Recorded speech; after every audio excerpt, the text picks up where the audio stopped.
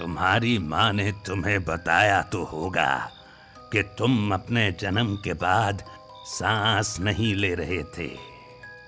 हाँ, आज ही बताया उन्होंने। और क्या क्या बताया है तुम्हारी माँ ने नरेश?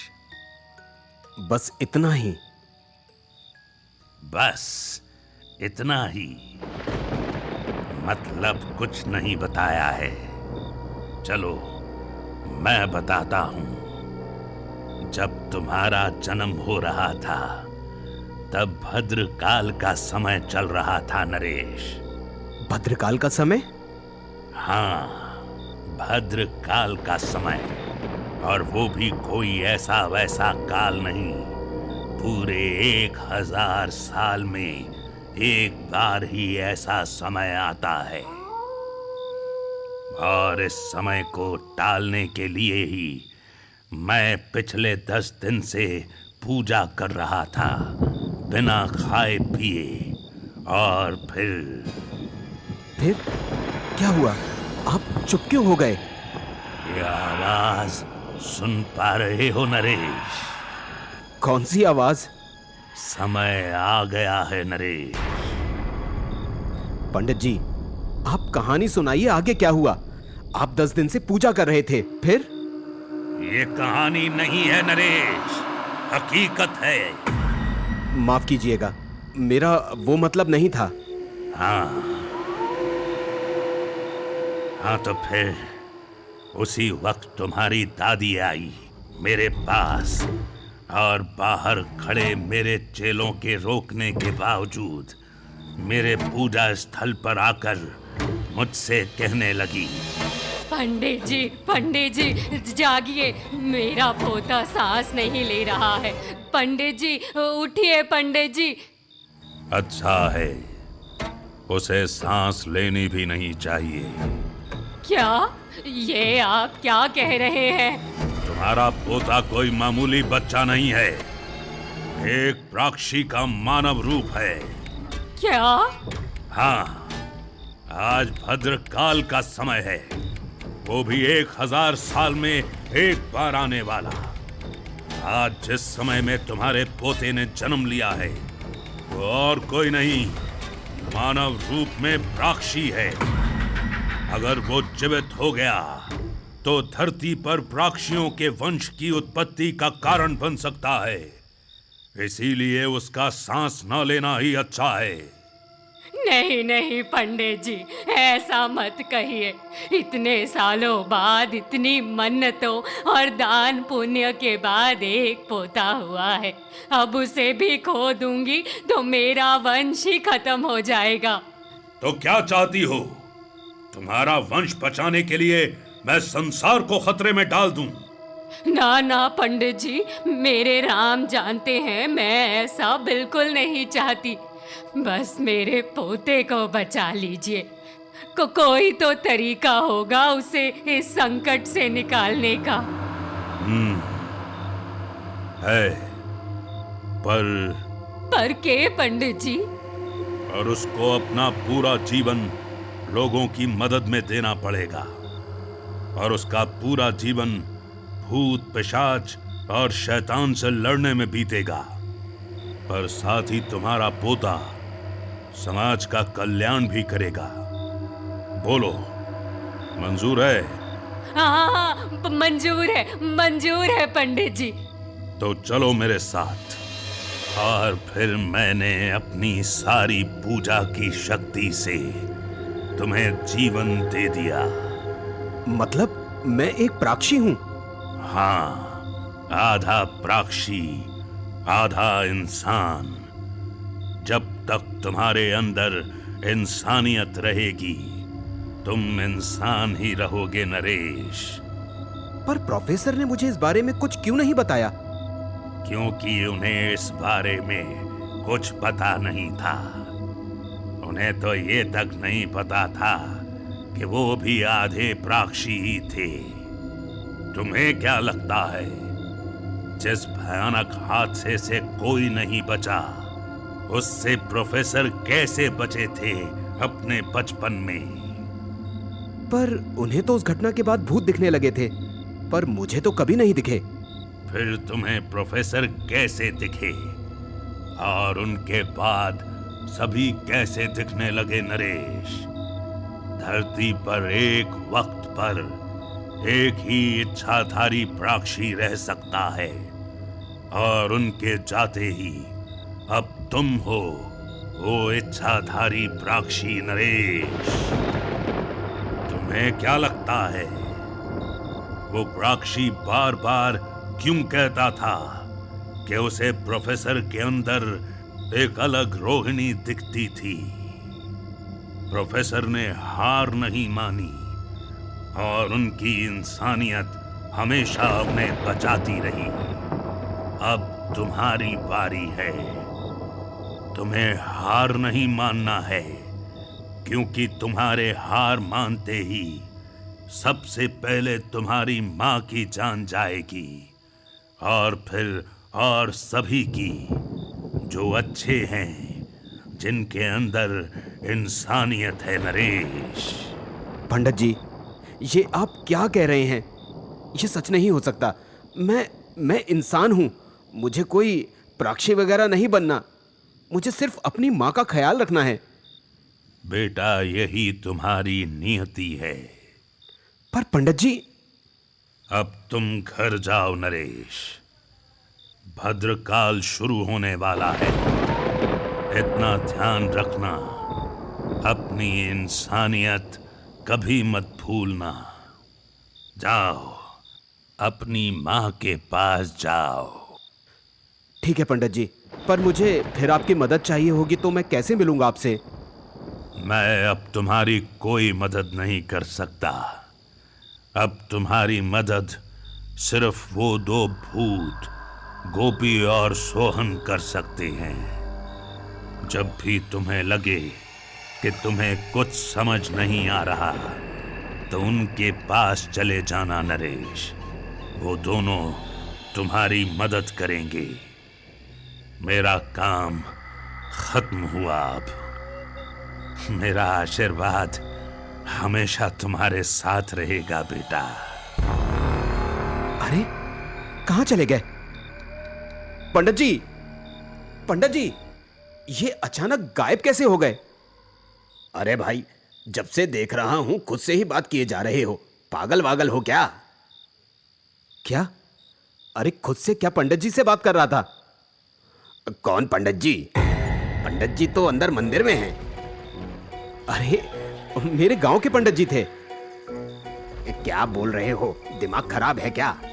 एक तो जब से खुद से बात किए जा रहा है और अब कह रहा है कि पंडित जी से बात कर रहा था। पता नहीं क्या नशा कर लिया है। समझ गया। तभी नरेश के कान में आवाज आती है।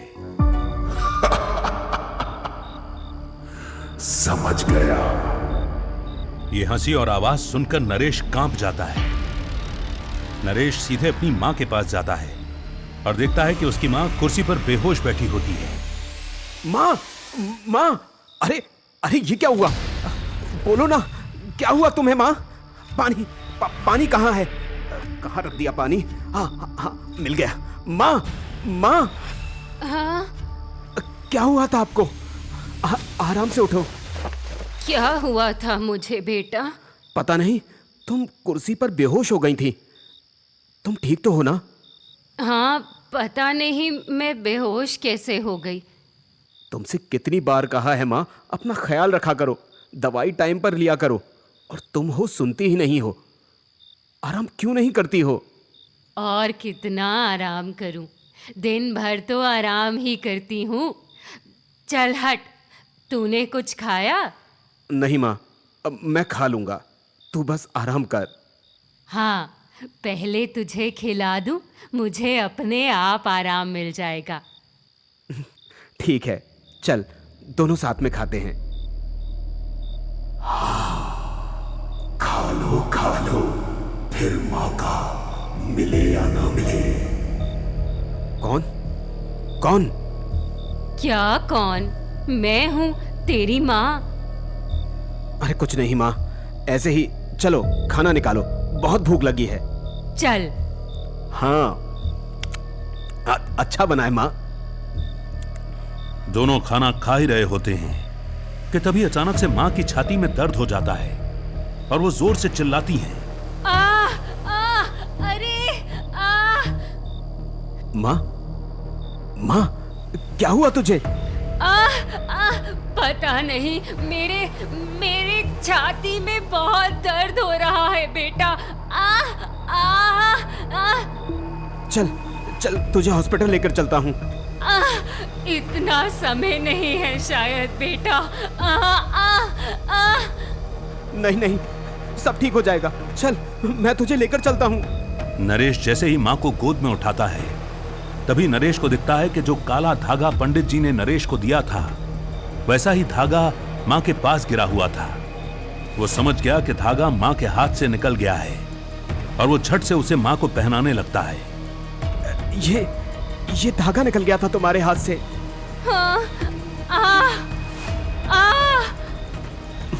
लो, बांध दिया। माँ, ठीक तो लग रहा है ना? हाँ बेटा, अब ठीक है। पता नहीं, पहले तो कभी ऐसा नहीं हुआ था, अचानक कैसे? और पंडित जी का धागा बांधते ही ठीक कैसे हो गया? और तुझे कैसे पता चला कि धागा बांधने से सब ठीक हो जाएगा? बस ऐसे ही।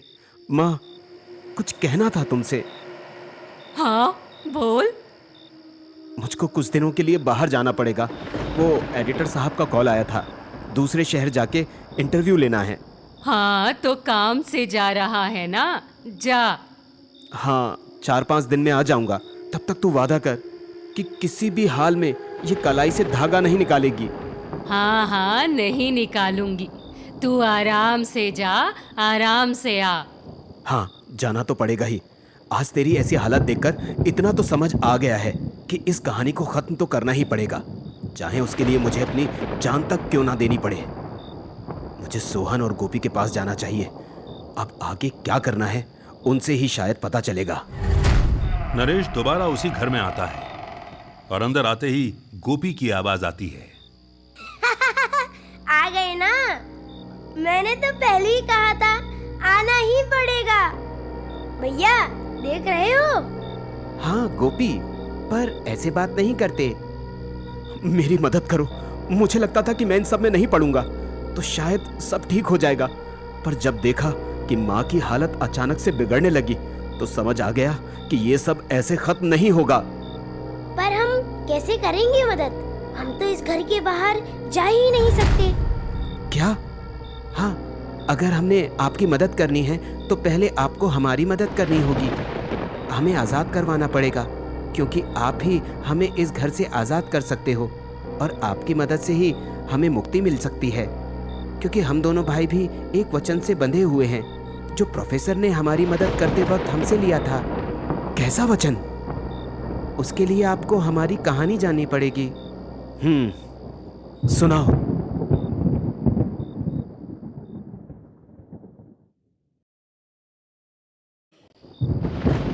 हमारे माँ बाप बहुत पहले गुजर गए थे। हम दोनों अपने मौसा मौसी के साथ रहते थे। मौसा मौसी अच्छे लोग नहीं थे। वो हम दोनों से बहुत काम करवाते थे, पर हमारे पास और कोई रहने का ठिकाना भी तो नहीं था। और गोपी सिर्फ 10 साल का था, इसलिए मैं सारे काम करता और गोपी भी अपनी उम्र जितना काम कर लेता था। हम लोगों की लाइफ में एक ही खुशी थी, ज्योति, जिससे मैं बहुत प्यार करता था, और वो मुझसे भी ज़्यादा गोपी से। और यही कारण था कि मैं इन सब में भी खुश रहता। और फिर एक दिन ज्योति घर आई और अरे भाभी जी, कैसी हैं आप? मैं भाभी कैसे हुई? अरे अभी नहीं हुई तो क्या हुआ, बाद में तो हो जाएंगी। अरे ज्योति, तुम कब आई? अरे ज्योति मत बोलो भैया, धर्म पत्नी बोलो। देख रहे हो ना सोहन, मैं जब से आई हूँ तब से तुम्हारा नाम लेकर चिढ़ा रहा है मुझे। अरे जाने दो ना, अभी बच्चा है। अच्छा जी, मुझे बच्चा समझने की कोशिश मत करना। इतना तो बड़ा हो गया हूँ कि आप दोनों में क्या चल रहा है ये सब तो समझ गया हूँ मैं। गोपी, अब तेरा ज्यादा हो रहा है। चुप हो जा वरना पिटेगा अब तू। देखो भैया कैसे भाभी के नाम पर गुस्सा हो गए। मैंने कहा ना, मैं तुम्हारी कोई भाभी नहीं लगती। वो सब छोड़ो, ये बताओ तुम ऐसे अचानक से कैसे आ गईं? अच्छा जी, अब आने के लिए भी पूछना पड़ेगा क्या? मैंने देखा कि तुम्हारे मौसा मौसी बाहर जा रहे हैं, तो सोचा कि तुमसे मिल लूं। लेकिन अगर मौसा मौसी आ गए तो? तब तक मौसी और मौसा आ जाते हैं और उनको देखकर ज्योति अलमारी में छुप जाती है। गोपी, तुमने अभी तक किचन के बर्तन साफ नहीं किए क्या? बस मौसी, कुछ देर में साफ कर रहा हूँ। कुछ देर क्या, सुबह से तो आराम ही कर रहा तू। जाके जल्दी काम कर। और जब तक बर्तन साफ नहीं होंगे तब तक तुझे खाना नहीं मिलेगा। और हाँ, सुबह पूरे घर की साफ सफाई कर देना और छत पर कपड़े पड़े हुए हैं सूखने के लिए, उनको भी ले आना। लेकिन मौसी, मेरी तबीयत थोड़ी खराब लग रही है, इतना काम नहीं कर पाऊंगा। अच्छा, काम नहीं कर पाएगा तो क्या दोनों भाई बस फ्री में ठूंसते रहोगे? एक तो तेरे माँ बाप दोनों मर गए और ये टेंशन हमारे सर पर छोड़ गए। मौसा, ताना मारने की जरूरत नहीं है। और मेरे पिता आपके पास हम दोनों को छोड़कर नहीं गए थे।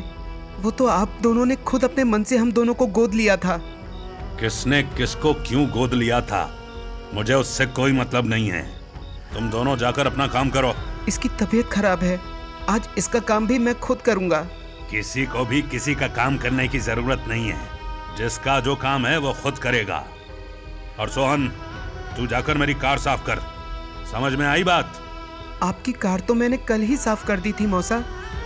हाँ, तो रोज साफ करने में कोई दिक्कत है क्या? ऐसा क्यों लगता है मौसा और मौसी, जैसे आप दोनों ने हम दोनों को सिर्फ काम करने के लिए ही गोद लिया है? सोहन, तू अपने मौसा से ऊंची आवाज में बात नहीं कर सकता। मैं ऊंची आवाज में बात नहीं कर रहा हूँ मौसी, मुझे जैसा लगा वैसा मैंने बोल दिया आपसे। सुनो, चुपचाप कपड़ा उठाओ और जाके गाड़ी साफ करो। नहीं मौसा, आज मैं कार नहीं साफ कर सकता। आज मैं गोपी का काम करूंगा और कॉलेज जाकर फीस जमा करूंगा। जितना पढ़ाई करना था तुमने कर लिया। वैसे भी पढ़ के क्या करोगे? करना तो तुम्हें इस घर का काम ही है। मेरी पढ़ाई भी आप छुड़वा रही हैं और गोपी का आज तक एडमिशन नहीं कराया आप लोगों ने। अभी रुक जाओ, थोड़ा और बड़ा हो जाने दो, फिर उसका भी एडमिशन करवा देंगे। अभी थोड़े पैसों की दिक्कत है। आप लोगों को अपने शौक पूरे करने के लिए कभी पैसों की कमी नहीं होती। हम दोनों तो आपके नौकर हैं ना, तो हम दोनों को आप क्यों पढ़ाएंगे? ये ऐसे नहीं मानेगा। खाता मेरा है और गर्मी भी मुझे ही दिखा रहा है। 2 मिनट में तेरी सब हैकड़ी निकाल दूंगा।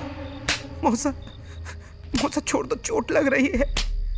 आज के बाद से आपसे जुबान नहीं लड़ाऊंगा मौसा। मौसा छोड़ दो। मत मारो भैया को, मत मारो। गोपी हट जा, तू भाई हट जा। गोपी। अच्छा, देख रहा हूं दोनों भाइयों का प्यार।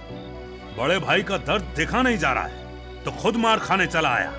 गोपी तू जा यहाँ से, तुझे चोट लग जाएगी। नहीं भैया, जब तक मौसा मारना नहीं बंद करेंगे तब तक मैं यहाँ से नहीं जाऊंगा। कोई बात नहीं, आज तुम दोनों साथ में ही पिटो, क्योंकि तुम दोनों का गुस्सा आज एक ही बार में निकाल दूंगा।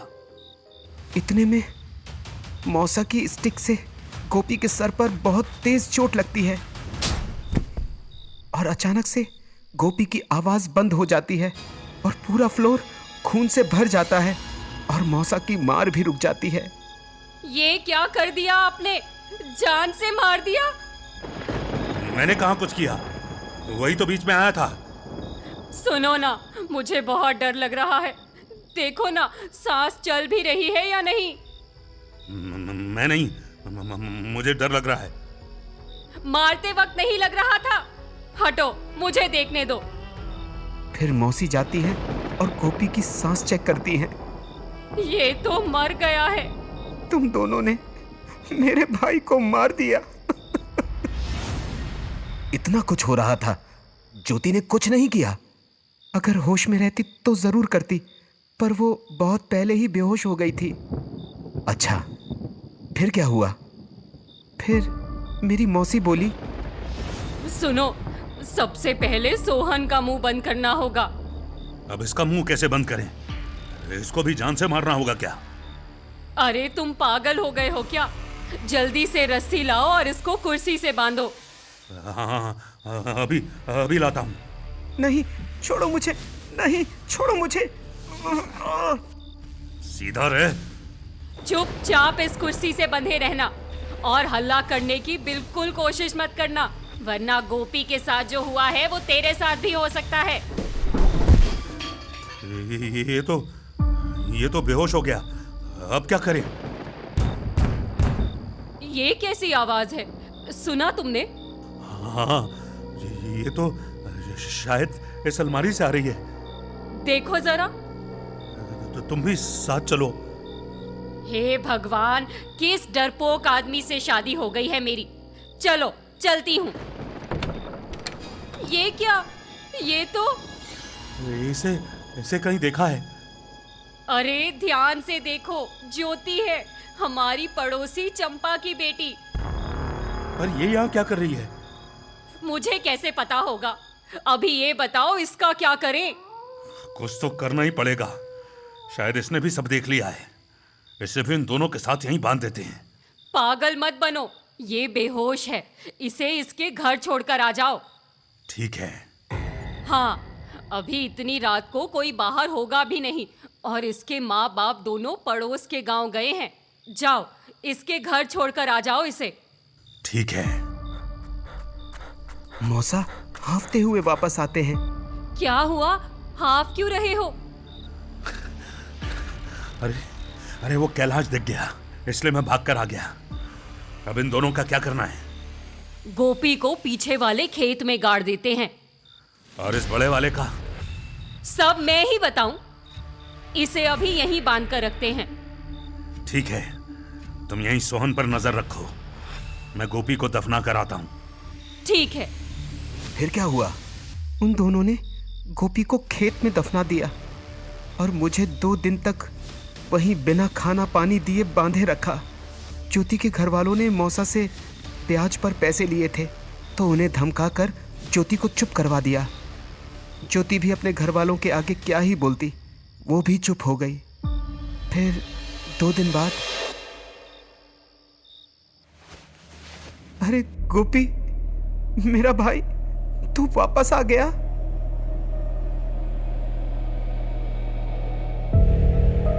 नहीं गोपी, तू ऐसा कुछ भी नहीं करेगा।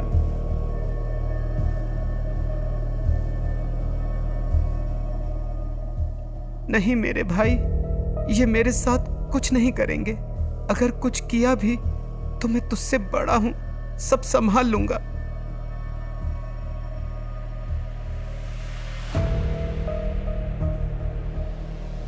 अरे पागल, मुझे बिल्कुल दर्द नहीं हो रहा, तू टेंशन मत ले। नहीं गोपी, तू ऐसा कुछ भी नहीं करेगा। मैं देखना चाहता हूं कि मौसा मौसी और कितना गिर सकते हैं। हाँ, तो ये अच्छी बात है ना? तू कब तक भटकता रहेगा?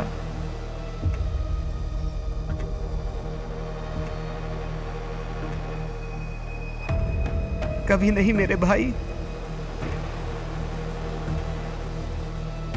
नहीं गोपी, गोपी, कहां चला गया तू? गोपी,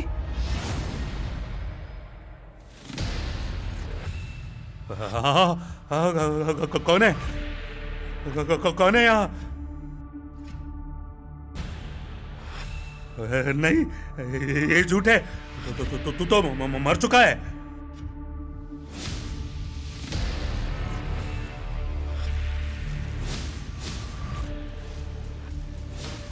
बचाओ, बचाओ, बचाओ। अरे क्या हो गया? क्यों चिल्ला रहे हो? 2 मिनट किचन में क्या गई? क्या हुआ तुम्हें? वो गोपी। क्या गोपी? मैंने अभी गोपी को देखा। हे भगवान, किस डरपोक आदमी से मेरी शादी हो गई है। तुम पागल हो गए हो क्या? वो तो मर चुका है ना। तुम ही तो जमीन में दफना कर आए थे। अरे मुझे पता है, पर मैंने अभी उसका भूत देखा है। भूत। भूत? हाँ, तुम्हारा दिमाग खराब हो गया है। ये जी ये क्या था जी? बोल डरपोक।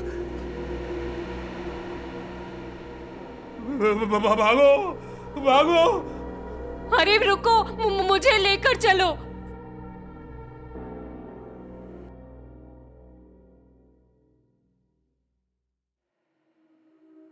तुझे मना किया था ना गोपी, मैं तुझे दोबारा नहीं खो सकता। फिर क्या हुआ? मौसा मौसी दोनों एक तांत्रिक के पास गए और उन्होंने उन्हें ये सब बताया, और फिर वही हुआ जिसका डर था। उस रात को तांत्रिक घर पर आया। फिर सुनो, इस आत्मा से हमें छुटकारा पाना होगा। अगर इससे जल्दी छुटकारा नहीं पाए तो ये अपने बड़े भाई से बार बार मिलने आएगा और तुम्हें हानि भी पहुंचा सकता है। गुरुजी, जो भी करना है कीजिए और इस दुविधा से हमें बाहर निकालिए। अगर ऐसा कुछ भी हुआ ना तो मेरा भाई तुम सबको जान से मार देगा। ये ऐसे चुप नहीं होगा। ये ले, ये कपड़ा जब तक तेरे मुंह में रहेगा तेरा मुंह बंद रहेगा। फिर मौसा मौसी जिस तांत्रिक को लेकर आए उसने उन्हें गोपी की आत्मा को वापस भेजने के लिए एक टोटका कराया। ये लो, अब इस पुतले को मैं 3 भाग में काटूंगा और जैसे ही तीसरा भाग काटूंगा वैसे ही वो आत्मा आजाद हो जाएगी। गोपी, अब ये तुम्हारी दुनिया नहीं है। तुम इस लोक के पार जा चुके हो। तुम्हारा यहाँ रुकना सही नहीं होगा। जाओ और आजाद करो खुद को इस बंधन से।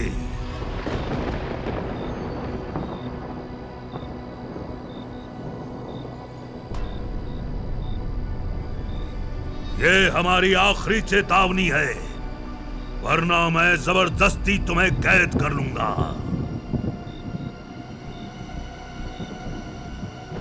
ये सब ज्योति खिड़की के पीछे से छिपकर देख रही होती है। ले, अब ये आखिरी बार है। इसके बाद तू न चाहते हुए भी अपनी दुनिया में चला जाएगा। ये ले। नहीं। क्या हुआ? तांत्रिक चिल्लाया क्यों? तांत्रिक जैसे ही आखिरी वार करने वाला था, मैंने कुर्सी पर बैठे बैठे अपना सर उसके आगे रख दिया। क्या? मेरे पास कोई और रास्ता नहीं था। मैं अपने भाई के बिना जीना नहीं चाहता था। फिर क्या हुआ? फिर ज्योति दौड़कर अपने घर में गई और उसने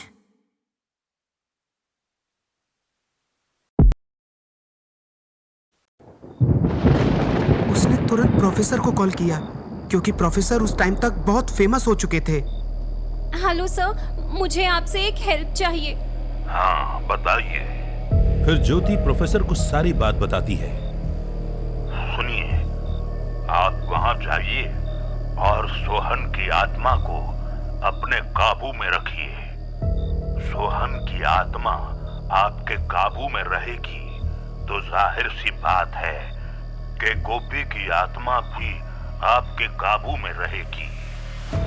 मैं ऐसा नहीं कर सकती क्योंकि मुझे बहुत डर लग रहा है। अगर आप वहां जाकर उनको काबू में नहीं करेंगी तो वो कुछ गड़बड़ कर सकते हैं, और वैसे भी वो आपको कुछ नहीं करेंगे, क्योंकि ये जिससे प्यार करते हैं उनको कुछ नहीं करते हैं। ठीक है सर, मैं जा रही हूँ, लेकिन आप जल्दी आने की कोशिश कीजिएगा। आप टेंशन मत लीजिए, मैं बहुत जल्द वहां पहुंच जाऊंगा। ज्योति सोहन के घर पहुंचती है और देखती है कि वहां कोई नहीं होता है। सोहन, सोहन, कहाँ हो?